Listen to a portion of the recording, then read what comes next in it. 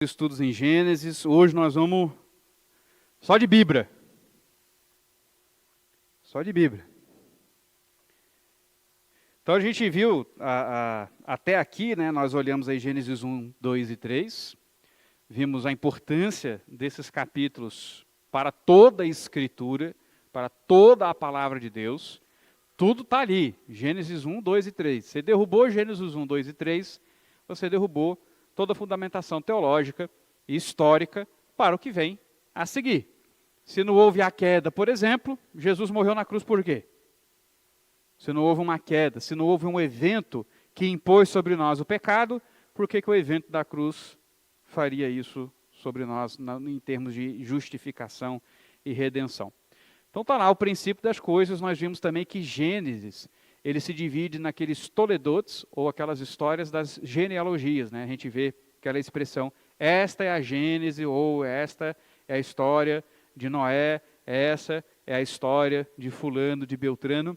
Ali no hebraico é toledot, que justamente aponta para essas divisões de Gênesis, mostrando para o povo de Israel que estava saindo do Egito suas origens, o porquê das coisas, o modo como Deus foi conduzindo a história e selecionando um povo para si.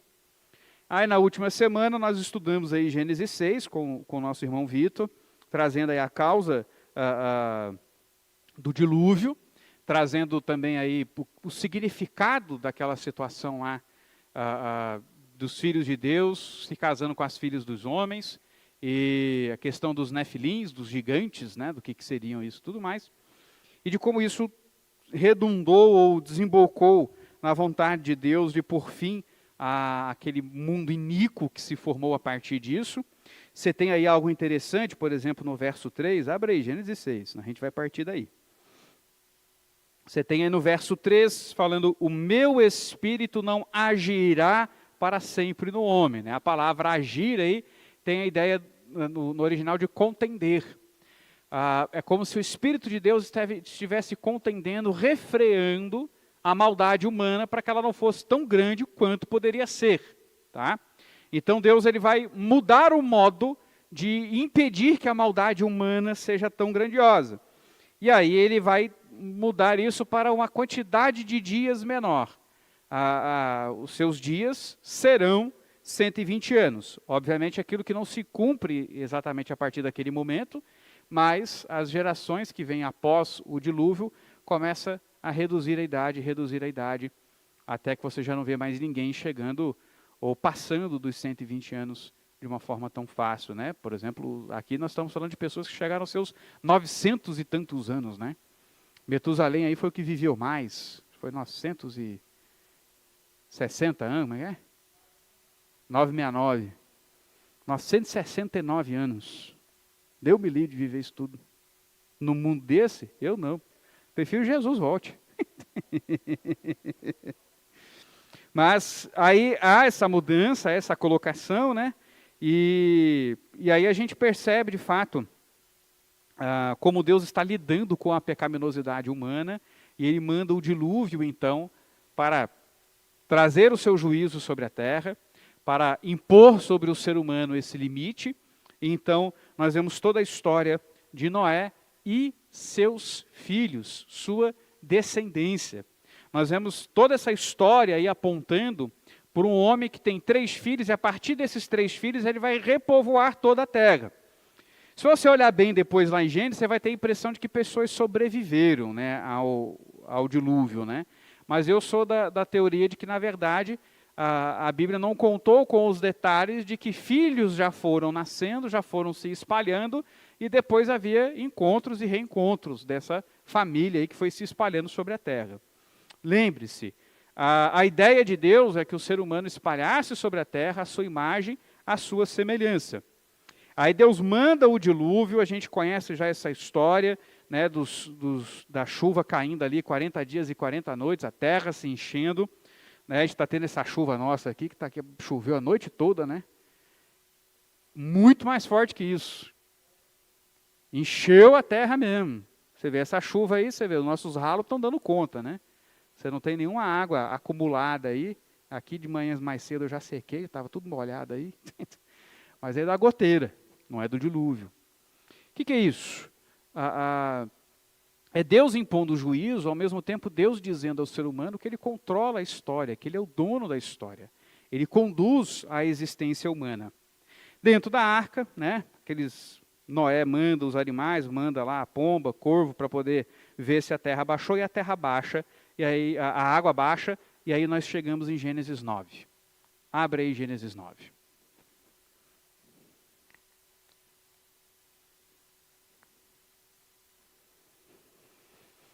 Diz aí: abençoou Deus a Noé e a seus filhos e lhe disse: sede fecundos, multiplicai-vos e enchei a terra.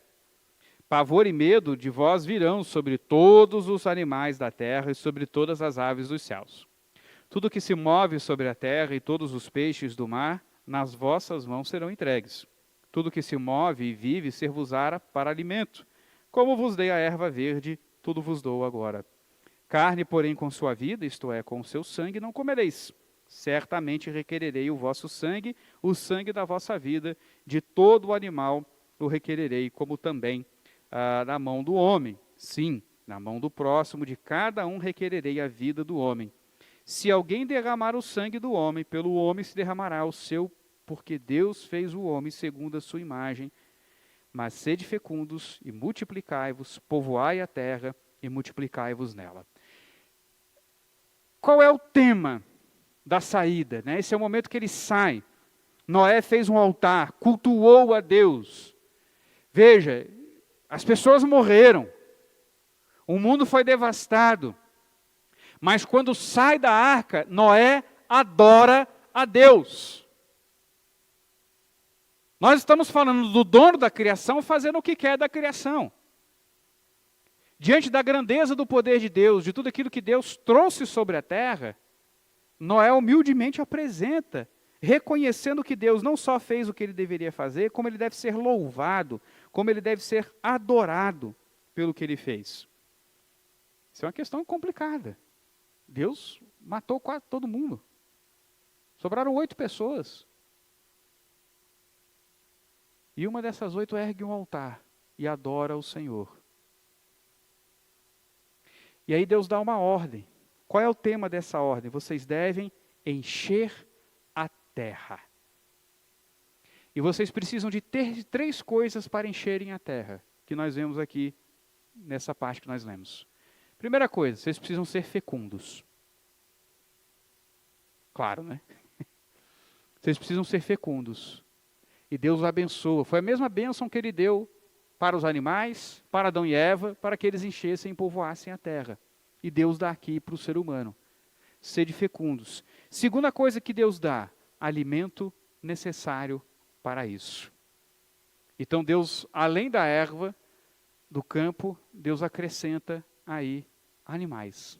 Agora o ser humano recebe de Deus a permissão para comer animais. Então você que gosta aí de repente do vegetarianismo, do veganismo, você pode até preferir essa dieta, tudo bem, mas você não pode dizer que é errado comer carne. Percebe a diferença? Se a Bíblia diz que pode, você não pode dizer que não pode. Se a Bíblia diz que não há problemas, você não pode dizer que tem um problema. Você tem que acompanhar o que a Escritura diz. Então tudo bem, você não quer comer uma carne? Dá para mim a sua picanha.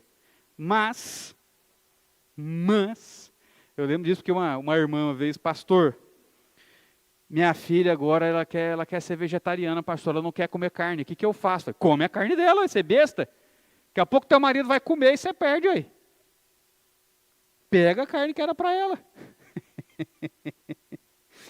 E foi o que ela fez. Então aqui, além disso, então ele dá a alimentação necessária, ele dá a carne. Mas diante disso, Deus sabe que o derramamento de sangue, esse poder sobre a vida dos animais, podem conduzir o ser humano a entenderem que eles têm poder sobre a vida uns dos outros. Então Deus, diante da possibilidade de comer carne, ele diz, não pode comer o sangue, fica tranquilo, que mesmo com o evangelho, com a vida de Jesus, fosse errado comer sangue, a carne que você come, que você compra industrializada, ela não tem sangue, tá? Aquilo vermelho não é sangue. Eu não sei se você sabia disso. Não é sangue. É uma outra proteína que também deixa o líquido avermelhado. Quando um animal é morto no abatedouro, né, que vai para ser processado e ter os seus cortes e tudo mais, esse animal ele é pendurado e começa a escorrer o sangue. Que era o que o judeu fazia. Matava o animal, degolava o animal, não podia ser sufocado, porque senão o quê? Prende o sangue.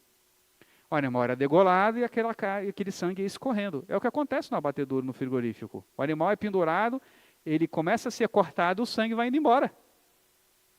O que fica entranhado na carne é um outro elemento. Oi, Douglas. Como é que é? É exatamente, o chouriço não é propriamente o sangue, é esse líquido vermelho. A não ser que você abata o animal na hora. Aí vai ter sangue mesmo, né? Aí você vai estar comendo sangue. Tá? Sanguinho. Mas vamos lá. Então, essa questão do poder comer sangue, Deus então dá uma proteção aos animais. Esses animais que agora andaram com os seres humanos durante dias e foram alimentados e cuidados por eles, vão ter pavor e medo. Corre porque agora você se tornou um alvo. Estava tudo bem até aqui, sabe? Agora, perna para quem te quer, porque vocês vão virar churrasquinho. E ao mesmo tempo Deus também, conhecendo a maldade humana, conhecendo a pecaminosidade humana, lembre-se, Deus não tirou o pecado. Ele reduziu a quantidade de pecadores. Então ele coloca a ordem. Não pode assassinar, matar um outro ser humano. Você não pode pensar que porque você tem poder sobre a vida do animal, que você tem poder sobre a vida do ser humano. Então Deus coloca uma outra regra. Não só o sangue me pertence. Como se um ser humano matar outro ser humano, ele deve ser morto. Por quê? Porque vocês são a minha imagem e semelhança. Ninguém que destrói a minha imagem e semelhança deve ficar impune. Você está entendendo por que às vezes nós temos tanta raiva diante de assassinatos que nós vemos aí, as pessoas sendo mortas pelas coisas mais estúpidas da vida? A gente pensa muito no bandido, mas e no marido que mata a esposa porque ela queimou o arroz?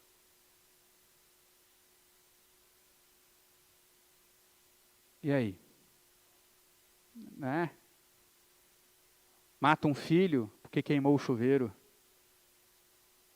Mata o menino porque é menino. Como aquele casal de mulheres lá, né? Nem casal a gente pode chamar. Aquele par de mulheres lá em Brasília. Uma delas tinha um filho, que ela já tinha cortado a genitália do menino fora e depois matou o menino. A gente pensa na bandidagem, a gente pensa nisso tudo, mas veja como o instinto assassino do ser humano. Quantas vezes, às vezes, você não toma uma fechada no trânsito, a sua vontade é descer do carro e lá e quebrar o pescoço do camarada. Deus tinha razão ou não tinha razão para dizer não é para derramar sangue de homem? E botar uma pena dura para isso. Se matar, vai morrer. Se derramar o sangue do homem, pela mão do próximo de cada um requererei a vida do homem.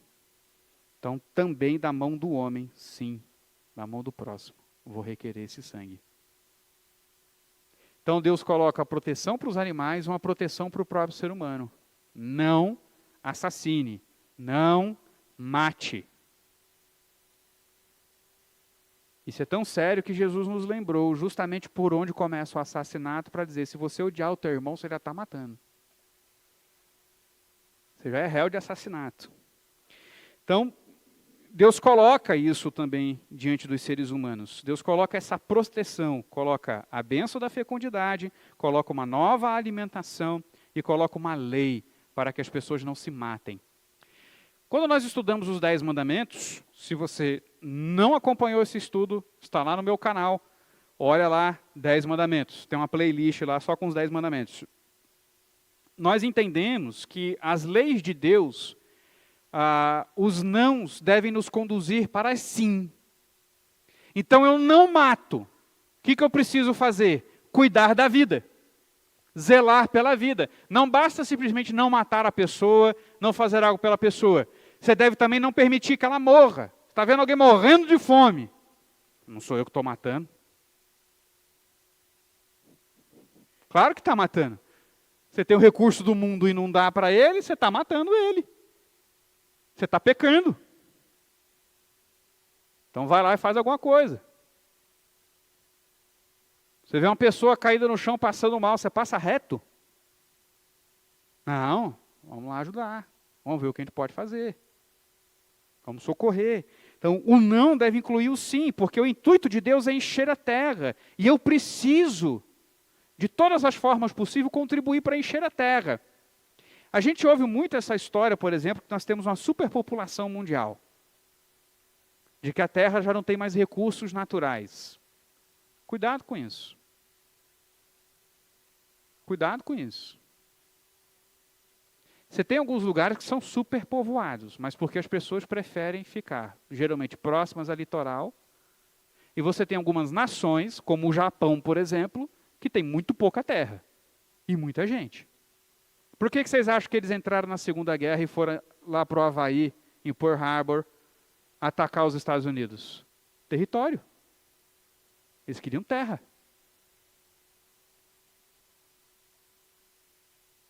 Por quê? País pequeno, população crescendo. Agora, você pensa na China, por exemplo. Já chegou a 2 bilhões de habitantes lá? Tá perto, né? Tá mais para lá para 2 do que para 1. Quanto você acha que do território chinês é ocupado?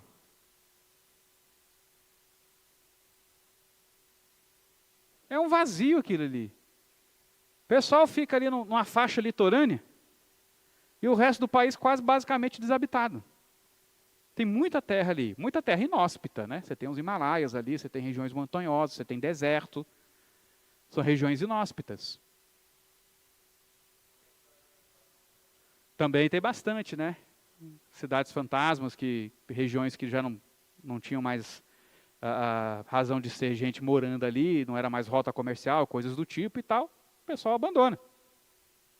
Se estivesse faltando tanto espaço assim, o pessoal vai abandonar o pouco espaço que tem? Não é, a gente tem aí os cantões. E o mundo, a tecnologia, produção agrícola, isso só tem aumentado. Então a gente tem espaço para um crescimento mundial. Será que isso não é uma ofensa a Deus querendo que a gente encha a terra? Será que não é possível que na pecaminosidade humana a gente não tenha engendrado argumentos para a gente não encher tanto a terra?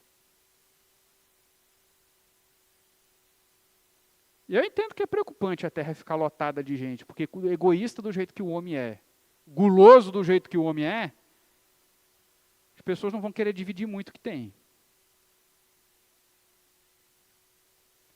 Mas eu não sei se a gente está tão próximo assim de exaurir os nossos recursos naturais. Com certeza nós estamos destruindo. O que vai fazer reduzir os recursos naturais. Mas não é por causa do aumento da população. É porque nós somos burros mesmo.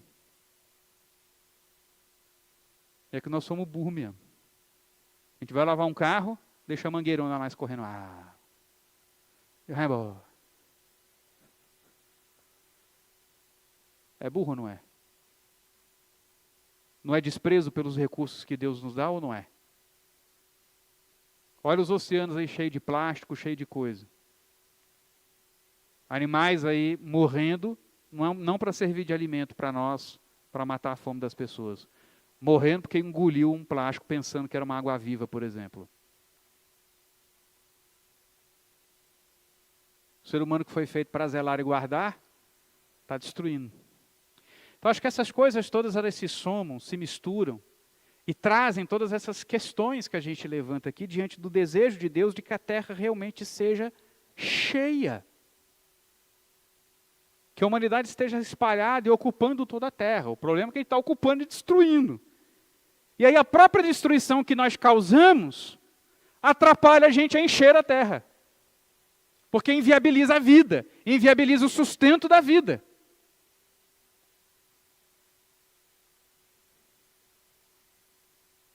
Mas isso aqui é só um comentário à parte. Foi só um parênteses.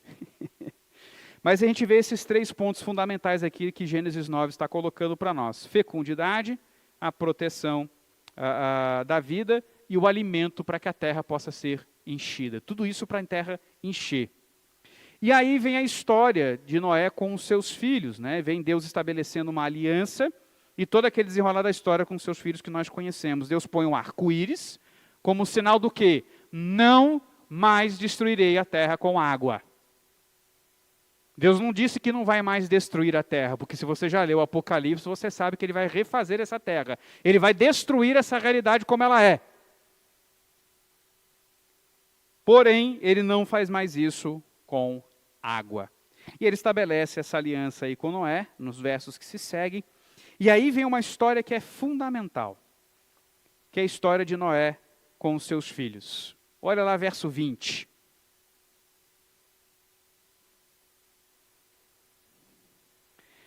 Sendo Noé lavrador, passou a plantar uma vinha, bebendo do vinho, embriagou-se e se pôs nu dentro de sua tenda. Cã, pai de Canaã, vendo a nudez do pai, fê-lo saber, fora seus 2 irmãos. Então Sem e Jafé tomaram uma capa, puseram-na sobre os próprios ombros de ambos, e andando de costas, rostos desviados, cobriram a nudez do pai, sem que a vissem. Despertando Noé do seu vinho, soube que lhe fizera o filho mais moço, e disse: Maldito seja Canaã, seja servo dos servos a seus irmãos. E ajuntou: Bendito seja o Deus de Sem, e Canaã lhe seja servo. Engrandeça a Deus a Jafé, e habite ele nas tendas de Sem. E Canaã lhe seja servo. Noé, passado o dilúvio, viveu ainda 350 anos. Todos os dias de Noé foram 950 anos e morreu. Mas só porque o cara falou que o pai estava lá do jeito que vê o mundo, se lascou todo. A gente parece assim que é um negócio assim meio que a Bíblia parece que é desproporcional, né? Tipo, você já deve ter visto seus pais nus.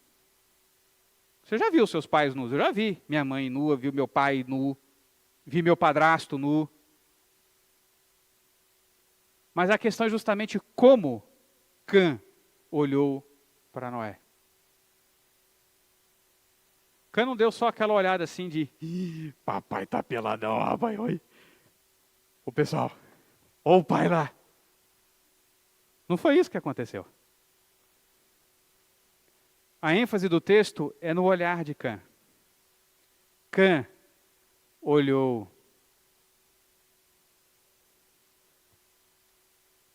Isso mesmo. Incestuoso e homossexual. O olhar de Cã não foi um olhar que se olha para um pai e nem que um homem deve olhar para o outro. E Cã fez saber a seus irmãos. E seus irmãos temeram olhar como ele. E deram as costas para o pai, com a capa, e cobriram a nudez de seu pai. Então não foi uma coisinha simples que Cã fez.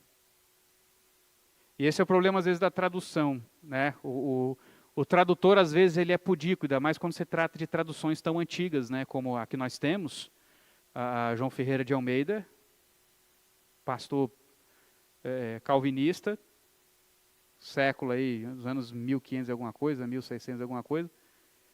Ele achou que ficaria meio pesado chegar e traduzir, e Cã olhou desejosamente para o seu pai, que é o que a palavra no hebraico significa. É o conteúdo, é o tipo de olhar realmente que a palavra expressa.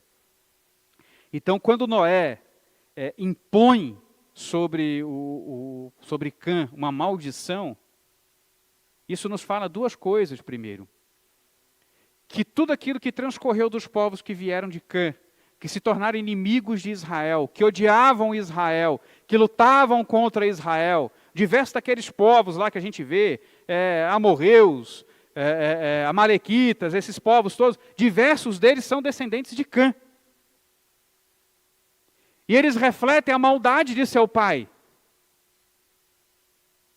E vivem a maldade de seu pai. Isso vai de geração em geração. O cuidado da Bíblia é dizer, se você não ensina corretamente o seu filho, se você não conduz em santidade, as gerações que se vêm vão seguir o exemplo e vão ser ímpias. Por isso a ênfase de Moisés, quando ele vai adentrar com o povo na terra prometida, lá em Gênesis 6, e diz: martela, encuca, ensina, gasta tempo com o seu filho. Por que ele faz isso? Porque ele faz referência a essas genealogias que ele contou. Da onde vêm os nossos inimigos? Por que eles nos odeiam tanto? Porque o pai deles foi feito servo do nosso pai. Porque o pai deles olhou indevidamente para o próprio pai. E pelo jeito, ele não se arrependeu a ponto de ensinar, de instruir. E isso vai passando. Isso quer dizer que todas as pessoas descendentes de Cã foram perdidas? Que todas as pessoas que foram nascidas nesses povos ímpios, que se tornaram inimigos de Israel, foram para o inferno?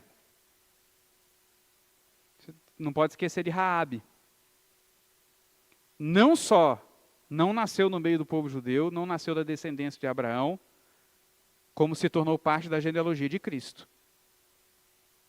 Você acha que Deus já estava contando ou não estava contando que o mistério de Deus em Cristo Jesus é tornar seu povo aqueles que não eram seu povo? Essa é a beleza da igreja. A igreja é a manifestação da vontade de Deus quanto ao seu povo. Um povo que não se prende a uma genealogia, mas que se faz de todo o mundo, de todo povo, língua, raça e nação. Essa é a vontade de Deus. Manifesta em Cristo Jesus. Mas Raabe já é o prenúncio disso. Quem foi aquela que casou com Boaz? Ruth. Ruth era judia? Não era judia. Adivinha de quem Boaz era neto? Raabe. Vê as conexões que Deus vai fazendo? Esse fio condutor. E Ruth também fez, portanto, parte da genealogia de Jesus. Mas veja como situações na história explicam e apontam de por que coisas acontecem depois. O que Deus nos ensina é que a gente não olhe para as nossas atitudes, para o modo de nossa vida, e ache que isso não vai ter consequências depois. Nos 10 mandamentos Deus já fala. Para você não ser um idólatra, porque Ele vai se vingar nos seus filhos, netos e bisnetos. Mas adore a Deus unicamente, e Ele vai abençoar até a 1000ª geração daqueles que o amam. Deus está mostrando para a gente, existe consequências ao longo das gerações de tudo aquilo que você faz. Tem aquela coisa, né? Todo mundo tem um bisavô que era milionário e perdeu tudo no carteado, né? Eu tenho. Parece engraçado, mas eu tenho.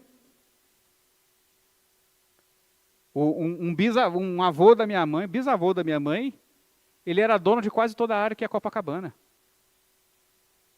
Aquele de tudo era fazenda. E ele era dono. Perdeu como? Carteado. Apostou, perdeu.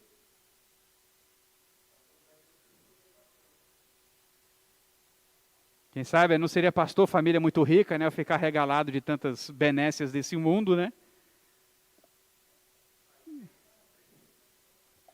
Com certeza. Com certeza. Mas, porém, contudo, entretanto, todavia, a predestinação não é Deus empurrando a história com suas mãos, mas é Deus estabelecendo como as coisas funcionam e usando como as coisas funcionam. Uma coisa leva a outra. Ou você põe sal na sua comida esperando que ela fique doce. Você põe sal na comida esperando que ela fique salgada. E assim é a vida. Se você ensina, você espera que a pessoa faça. Agora, se esperar que a pessoa faça sem você ensinar, mas veja como isso é importante para você. Quantos pais não batem em filho por eles terem feito algo errado, mas que o pai nunca havia sentado para ensinar o filho? Aí quer que o menino adivinhe. Eu já cansei de ver isso. Já cansei de ver isso. Então a gente precisa entender essa relação das coisas e entender justamente o que Deus ordenou a Israel. Olhe para o passado, olhe para Cã, olhe o que esses povos se tornaram, olhe as consequências de geração após geração de impiedade. Então gasta tempo com teu filho e inculca a minha lei, anda com ele, senta com ele, deita com ele. Que em todo momento ele ouça de você, coloca a minha palavra nos umbrais das suas portas, que todo o tempo eles vejam a minha palavra, eles vejam a minha lei. E não siga esse exemplo. Então veja o porquê das genealogias, porquê dessas histórias, porquê de Moisés estar colocando isso para Israel. Porque aquele Israel que está saindo do Egito vai ao encontro, e de encontro, a esses descendentes. E eles estão sabendo agora por que que há ódio, por que que há impiedade neles. Eles entendem a razão de tudo isso. Então vem uma longa descendência aí, no capítulo 10. E você vê nessas descendências. Se você olha essas genealogias e você costuma pular os nomes, para com isso. Para de pular nome. Deixa de ser crente sem vergonha. Ah, eu vou ler a Bíblia toda, vou ler num ano. Aí chega a ver nome, aí vai embora. Deixa de ser sem vergonha. Lê os nomes. Quem sabe você acha um nome bonito aí. Né, ó, Askenaz, Togarma, ou Togarmá, né, porque toda palavra hebraica é oxítona. Tarsis a gente até vê, né, Quintim, Domanim, olha quanto nome bonito, Cux. Alguns vão dar bullying, né, melhor não colocar. Mas vamos lá, a gente vê informações aí. Os filhos de Sefer e tudo mais, tal. Esses repartiram entre si as ilhas das nações nas suas terras, verso 5.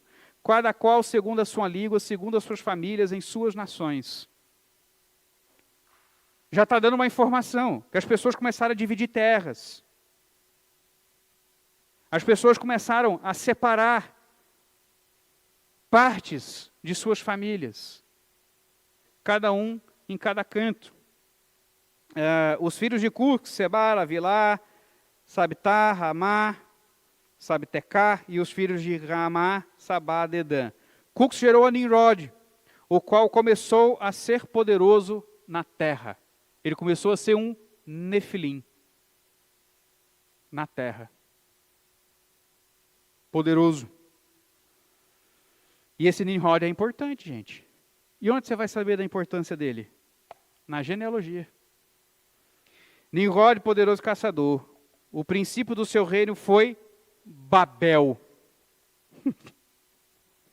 Aí você continua a genealogia, aí vem a história de Babel. Por que você acha que Babel foi Babel, gente?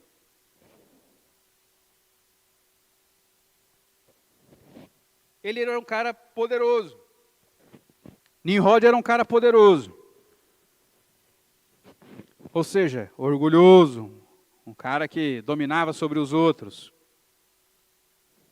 Você acha que não é isso que alimenta o desejo de Babel, daquelas pessoas, de seus habitantes, de construir uma torre que alcança os céus? Para que vocês acham que Babel queria alcançar o céu aí, a torre tinha que ir até lá? Vamos lá, capítulo 11. Ora, é claro que eu vou pular a genealogia agora, né, irmão? Porque a gente não vai ler tintim por tintim do livro. Ora, em toda a terra havia apenas uma linguagem, uma só maneira de falar. Sucedeu que, partindo eles do Oriente, deram como uma planície na terra de Sineá, e habitaram ali. E disseram uns aos outros: vinde, façamos tijolos e queimemo-los bem. Os tijolos serviam-lhes de pedra e o betume de argamassa. Disseram: vinde, edifiquemos para nós uma cidade e uma torre cujo topo chegue até os céus, e tornemos célebres o nosso nome, para que não sejamos espalhados por toda a terra. Eles são filhos do tal do Nimrod lá, poderoso. Homem cheio de si. O que eles queriam? Serem poderosos, terem um nome célebre. Com quem vocês acham que esse povo aprendeu a ser assim? Às vezes o pessoal não quer explicar quem é o povo brasileiro por aqueles que nos colonizaram. Mandaram para cá, para o Brasil, para mandaram quem? Mandaram os bandidos, os condenados lá de Portugal. E aí esses camaradas que conduziram como ia ser a nossa sociedade. Tudo que não prestava vinha para cá. E aí quiseram botar a culpa nos índios, não, porque índio era preguiçoso, por isso que o brasileiro é preguiçoso. Aí diz que os descendentes principais dos índios são os baianos, depois os mineiros, né? Aí começa essas coisas. Mas por que que as pessoas têm esse olhar e querem encontrar essas explicações que por muitas vezes são estúpidas mesmo, não tem razão alguma de ser, mas... E pode ter alguma medida que também é verdade. Mas por quê? Porque desde sempre se aprende que o que um povo é hoje, a sua explicação você encontra no passado. Por quê? Porque uma coisa leva a outra. Um homem orgulhoso, cheio de si, poderoso, funda uma cidade. Como serão os habitantes dessas cidades? Humildes, compassivos, amorosos, receptivos.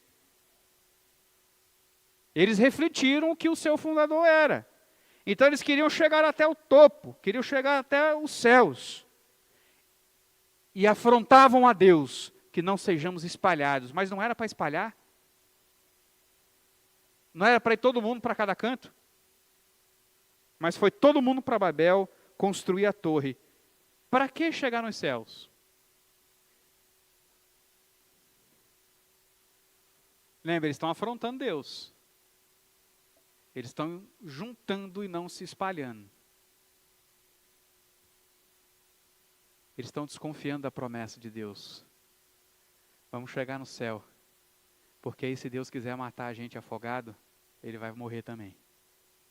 Porque nós chegamos lá. Afronta. Os céus era a habitação de Deus. E nós queremos chegar lá. Vai matar a gente afogado? Vai morrer também. Não duvida da impiedade. Então Deus desce, confunde as línguas, que é a explicação de por que depois a gente viu ali no início do capítulo 10, famílias sendo divididas segundo as suas línguas, é porque a Bíblia não está contando aí de modo cronológico. Ela está trazendo a genealogia para mostrar um salto na história, mas ao mesmo tempo, depois ele conta a história. Por que que existem línguas? Por que que existem nações? Por que que essas pessoas são todas elas descendentes de Noé, falavam a mesma língua e agora estão falando línguas diferentes? Porque Deus confundiu para que eles pudessem então se espalhar. Vocês não vão se espalhar não? Vão.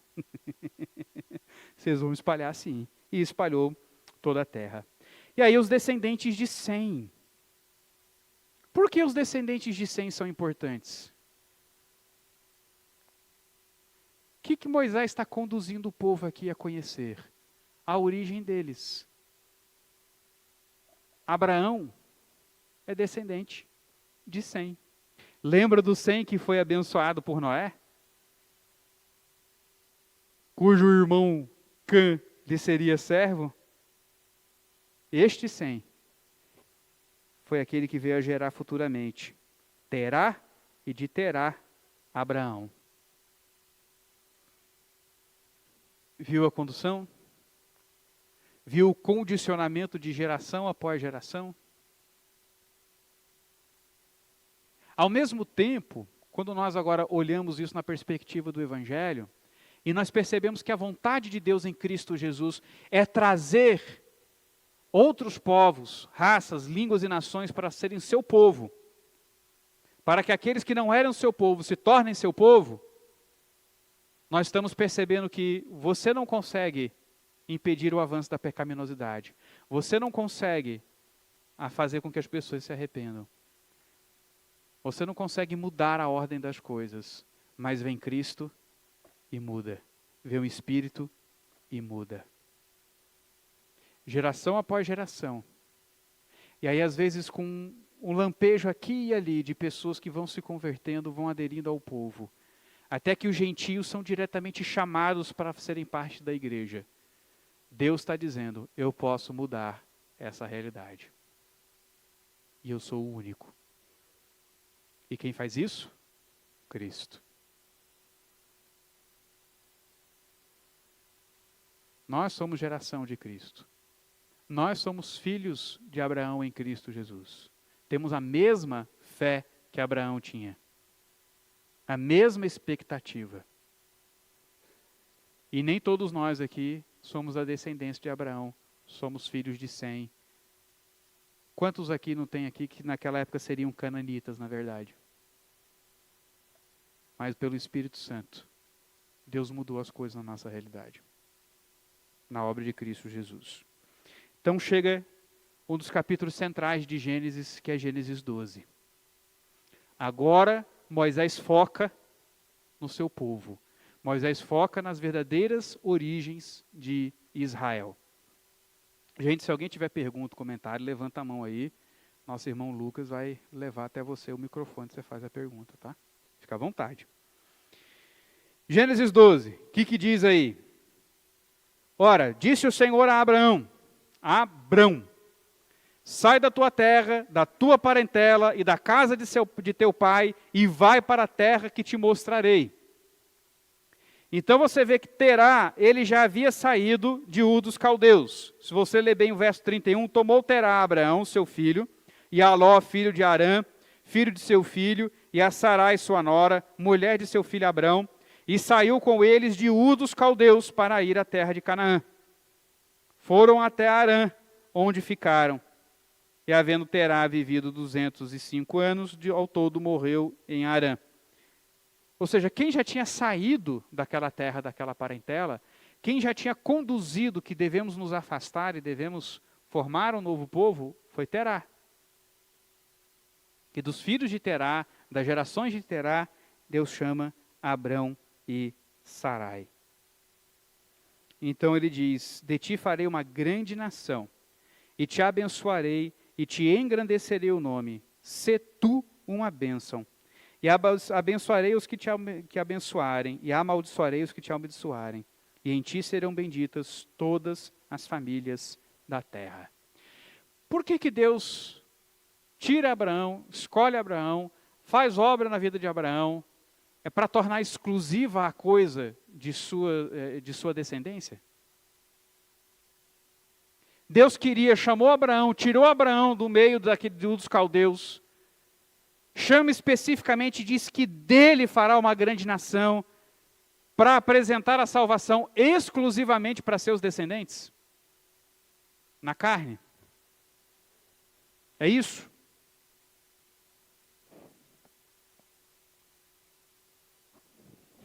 Qual era o propósito de Deus ao separar Abraão do restante daquelas pessoas e fazer dele uma nação?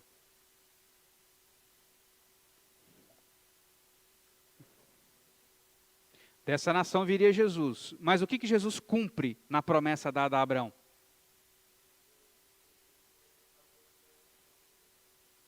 Todas as famílias da terra seriam abençoadas. Para que Deus separou Abraão? Para abençoar todo mundo. Por meio de Jesus Cristo. Não é Abraão que abençoou toda a terra, é o seu descendente. A razão de Deus ter separado Abraão é Jesus. Não é que Jesus se tornou Jesus por causa de Abraão.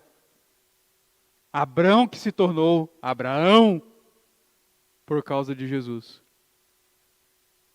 Isso é fundamental, gente. Isso é fundamental compreendermos como Deus está conduzindo, escolhendo. Deus seleciona. Deus chama Noé do meio de todas aquelas pessoas. De Noé, Deus tira 100. De 100 vem a linhagem de Terá, Abrão. De Abraão, Isaque. De Isaque, Jacó. De Jacó, Judá. De Judá, Davi. De Davi, Salomão. E assim vai. Até que chega em Jesus. Isso é importante para Israel, que está saindo do Egito, para eles entenderem: vocês não pertencem ao Egito, vocês não são egípcios, aquela não é a sua cultura, aqueles não são seus deuses, aquela não é a terra que era para vocês. Nós vamos ocupar a terra que Deus havia prometido a Abraão. É essa terra que vocês devem ir. Este é o lugar da sua habitação. Vocês são descendentes de Abraão. E assim Moisés também vai contando como eles foram parar no Egito, porque bem conhecemos que foi de José que conduziu o povo todo para lá para serem salvos da fome. Mas veja, Abraão está contando a história de Israel, ao mesmo tempo ele está contando a história da redenção. A história de Israel é a história da redenção. É Deus conduzindo para que o Redentor viesse. Então nunca foi sobre Israel, nunca foi sobre Abraão, sempre foi sobre Cristo. Então, é interessante que Deus vai então separando Abraão, fatos vão acontecendo, Abraão ele recebe a promessa de que terá um filho, e esse filho virá de Sara, né, que dará a luz a ele, mas a gente bem conhece que Abraão não foi um camarada muito assim, crente. Não foi. Primeiro a gente tem aquela situação de Abraão no Egito. Olha aí mais para frente. Ele acabou de receber a promessa de Deus, pelo menos na página da Bíblia, tá, gente? Os anos ocorrem às vezes entre uma linha e outra, entre um verso e outro, né? Mas ele recebe a promessa de Deus. Aí quando está no Egito, Sarai é uma mulher muito bonita. Né? O pessoal brinca às vezes melhor, às vezes ficar com feio, que ninguém põe um zóio. Ninguém quer. Mas Sarai era bonita. E aí o faraó já botou o zoião nela.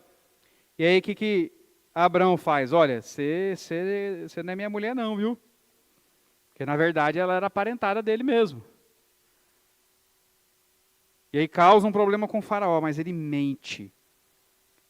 E expôs o faraó ao adultério e expôs a sua esposa ao adultério. Incredulidade.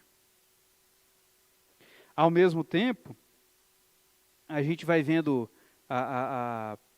momentos em que Deus vai mostrando a sua presença com Abraão. Você vê aí Abraão indo libertar Ló, que foi feito cativo por outros povos. E aí você vê a situação de Abraão com Melquisedeque, sendo abençoado por Melquisedeque. Por que a história de Melquisedeque é importante?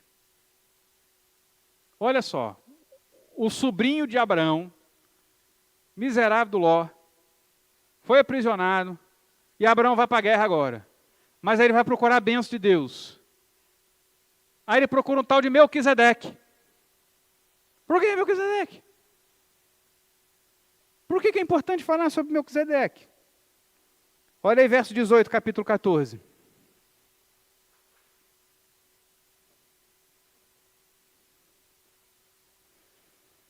Melquisedeque, rei de Salém, trouxe pão e vinho, era sacerdote do Deus Altíssimo. Abençoou ele a Abrão e disse: bendito seja Abrão pelo Deus Altíssimo que possui os céus e a terra. E bendito seja o Deus Altíssimo que entregou os teus adversários nas tuas mãos. E de tudo lhe deu a Abrão o dízimo.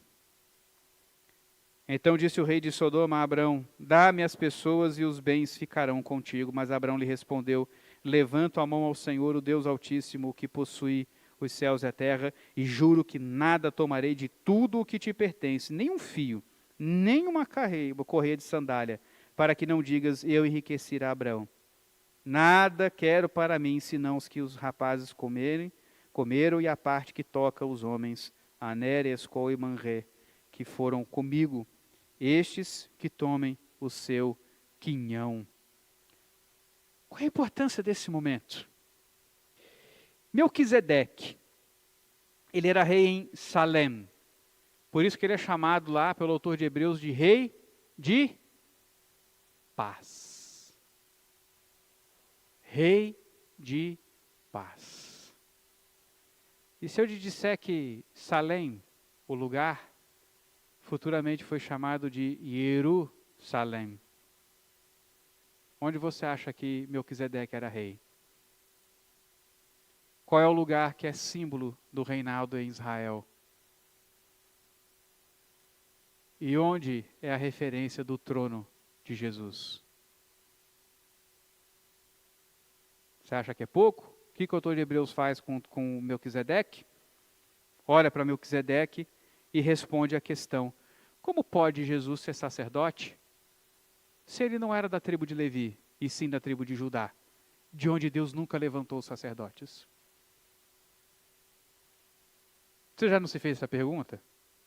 Jesus é o nosso profeta, sacerdote e rei, mas sacerdotes eram de Levi, e Jesus é de Judá. Deus quebrou sua lei? Como é que o autor dos Hebreus respondeu isso? Capítulo 7 de Hebreus. Pastor, mas aula em Gênesis. Capítulo 7 de Hebreus. Marca Gênesis aí.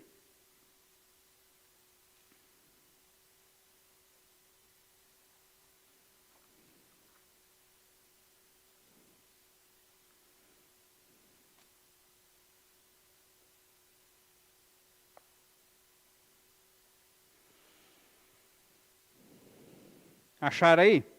Porque este Melquisedeque, rei de Salém, sacerdote do Deus Altíssimo, que saiu ao encontro de Abraão, quando voltava da matança dos reis e o abençoou, para o qual também Abraão separou o dízimo de tudo. Primeiramente, se interpreta rei da justiça, depois também rei de Salém, ou seja, rei de paz. Sem pai, sem mãe, sem genealogia, que não teve princípio de dias, nem fim de existência, entretanto, feito semelhante ao Filho de Deus, permanece sacerdote perpetuamente. O que ele está dizendo? Tem gente que acha que Melquisedeque ele é eterno, né? Que o autor de Hebreus está dizendo que Melquisedeque surgiu do nada, não era filho de ninguém. Hoje ele seria chamado de filho de chocadeira, né? Tem pai, não tem mãe? Filho de chocadeira, né? Não. Melquisedeque ele é chamado sem genealogia quanto ao seu sacerdócio. Diferentemente do sacerdócio levítico, que era passado de pai para filho, o sacerdote de Melquisedeque, o sacerdócio de Melquisedeque foi um chamado direto de Deus sobre ele. Não foi por força da lei, que é o argumento do autor aqui. Foi pela força da promessa. Então, assim como Melquisedeque, que não recebeu o sacerdócio por genealogia, por ser filho de sacerdote, Jesus também não precisa receber sacerdócio pelo seu pai ou pela sua mãe. Considerai, pois, como era grande esse a quem Abraão, o patriarca, pagou o dízimo, tirado dos melhores despojos. Ora, os que dentre os filhos de Levi recebem o sacerdócio têm mandamento de recolher, de acordo com a lei, o dízimo do povo, ou seja, de seus irmãos, embora tenham estes descendido de Abraão. Entretanto, aquele cuja genealogia não se inclui entre eles, recebeu dízimos de Abraão e abençoou o que tinha as promessas. Evidentemente, é fora de qualquer dúvida que o inferior é abençoado pelo superior. Deus levantou alguém fora da genealogia de Abraão, que se tornou sacerdote, por meio de quem Deus trabalhou e derramou bênção sobre a vida de Abraão. Esse é maior do que Abraão, tanto que Abraão reconhece o seu lugar e lhe dá dízimo. Daí também vem uma das razões de por que nós dizimamos hoje ainda, apesar de não termos lei, e apesar de os dízimos não serem exatamente como eram no período da lei. Mas é porque o dízimo ele é anterior à lei. Vem um camaradinho dizendo para você, hoje em dia não tem mais dízimo. Conversa fiada. Porque não tem mais sacerdote levítico. Conversa fiada. Antes do sacerdócio levítico já existia dízimo. Então o dízimo não está atrelado ao sacerdócio levítico. Tá? Esse atrelamento aí, ele é falso. Então, mas de acordo com o que o autor de Hebreus vai dizendo aqui, Melquisedeque ele estava numa posição de superioridade sobre Abraão. E o seu sacerdócio, portanto, se torna superior ao sacerdócio levítico. Por quê? Porque os levitas estavam em Abraão. Olha aí o verso 9. E por assim dizer também Levi, que recebe dízimos, pagou-os na pessoa de Abraão. Por que Moisés está contando a história de Melquisedeque? Porque aquele que não tinha sido gerado por seu pai, quando Melquisedeque saiu ao encontro deste. Se, portanto, a perfeição houvera sido mediante o sacerdócio levítico, pois nele baseado o povo recebeu a lei, que necessidade haveria ainda de que se levantasse outro sacerdote, segundo a ordem de Melquisedeque, e que não fosse contado segundo a ordem de Arão? Pois, quando se muda o sacerdócio, necessariamente há também mudança de lei. Ele não só está dizendo que o sacerdócio de Cristo é possível, porque assim como Melquisedeque ele é feito sacerdote pela vontade de Deus, como ainda esse sacerdócio se torna superior ao sacerdócio levítico, que se estabelece pela lei. E é tão superior que muda a lei, como quem diz, não há mais outro sacerdote. Por que que Moisés contou a história de Melquisedeque? Para que a gente entendesse o sacerdócio de Jesus. Pega o microfone aí, por favor, meu querido. Se Melquisedeque seria a manifestação de Cristo lá no Antigo Testamento? Seria um tipo de Cristo. Mas não seria o Cristo. Não seria Jesus. Seria um tipo de Cristo. Tá? Alguém que tem características, coisas que apontem para a pessoa de Jesus. Ele vivencia certas coisas que Jesus viria fazer. No caso, sacerdócio e ser rei em Salém. Tá? Beleza. Então, assim a gente consegue perceber, queridos, que as histórias elas vão sendo contadas por razões, com intenções, com direcionamento. Gênesis revela a Israel as suas origens, mas ao mesmo tempo nos revela os fundamentos da obra de Cristo. Nunca mais lê Gênesis simplesmente pensando nas historinhas de Noé. Vamos contar para as crianças simplesmente que Noé veio e entrou na arca, salvou os animais e está todo mundo salvo por causa disso. Não, lembremos que Noé, dentro da arca, ele já prefigurava a igreja, batizada em Cristo Jesus, é o que Pedro vai dizer. Ensina para a criança que Deus já estava mostrando a sua história de redenção por meio de Noé, um homem escolhido, no mundo, purificado pela água, e que tem um recomeço. Nunca mais ensine simplesmente a historinha, ensine o porquê. E se você não fizer conexão de Gênesis com Jesus, você não entende o porquê. O que vira a nossa pregação? O que vira o nosso ensino sobre as histórias bíblicas quando você não faz essas conexões? Liçõezinhas de moral. Viram liçõezinhas de moral. Só coisa bonitinha para dizer que Deus salvou os animais na arca. Por que ele fez isso? Qual é o significado disso na história da redenção? É isso que você tem que conduzir a criança a entender, que tudo sempre foi sobre Jesus. Sempre foi. Certo?